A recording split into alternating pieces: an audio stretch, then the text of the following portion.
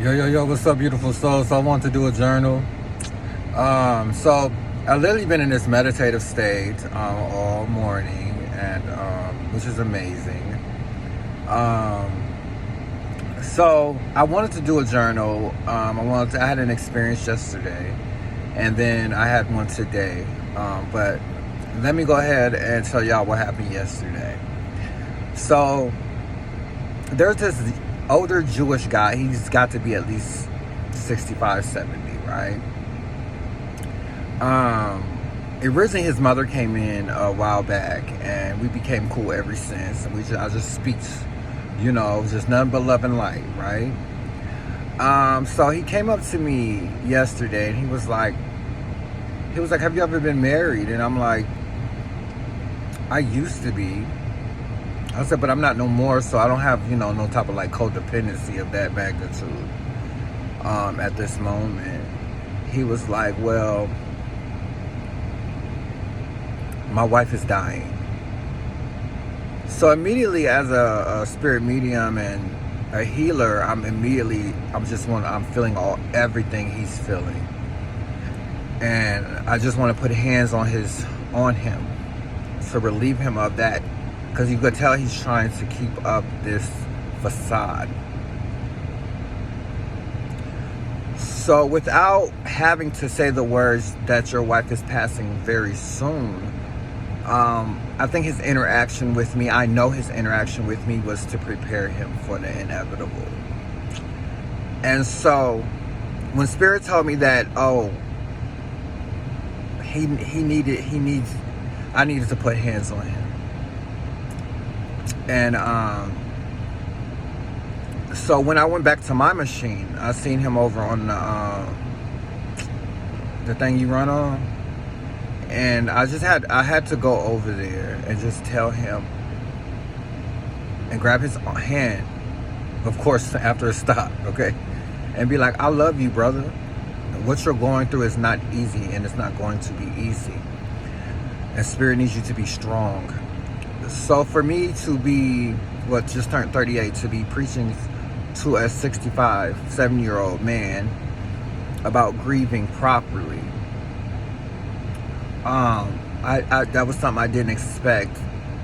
And when you're an earth angel, you don't know when you're being called for something that you have not experienced.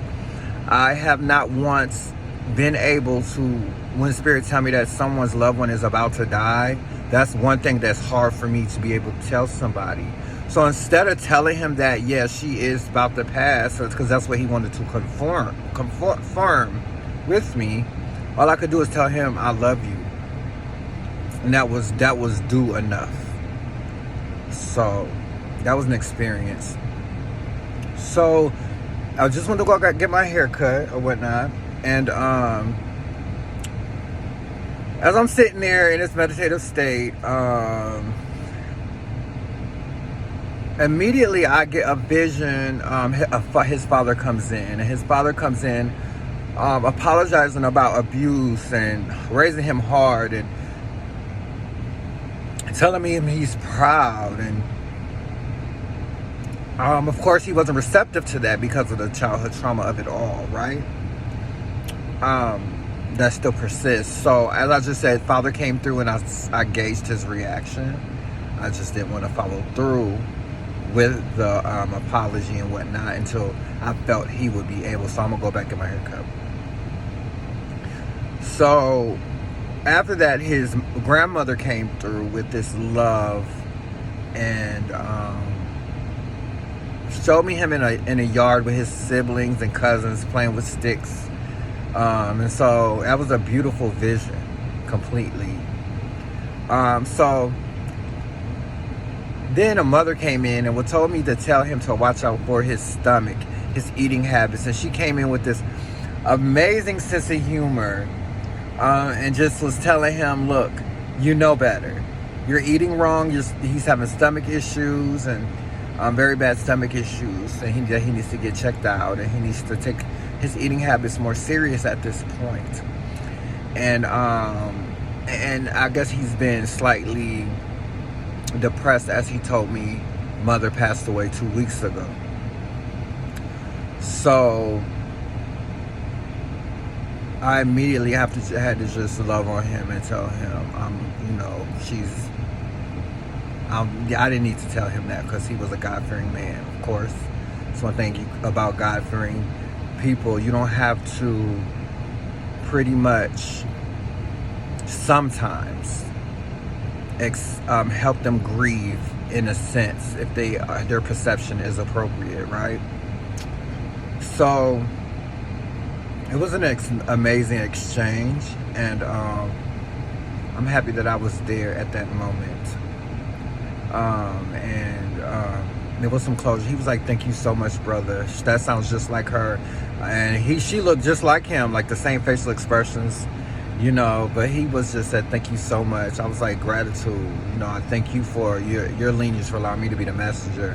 Because he did a great big bit of accomplishment for his lineage, and they're proud of him. But sometimes when things happen like deaths of mothers, it's hard to get back your footing and whatnot, and that's perhaps why his eating habits aren't as they should, which can be affecting his health. So I send love and light to y'all. I want to do a journal before I did me a little workout, then went to go handle business. I love y'all.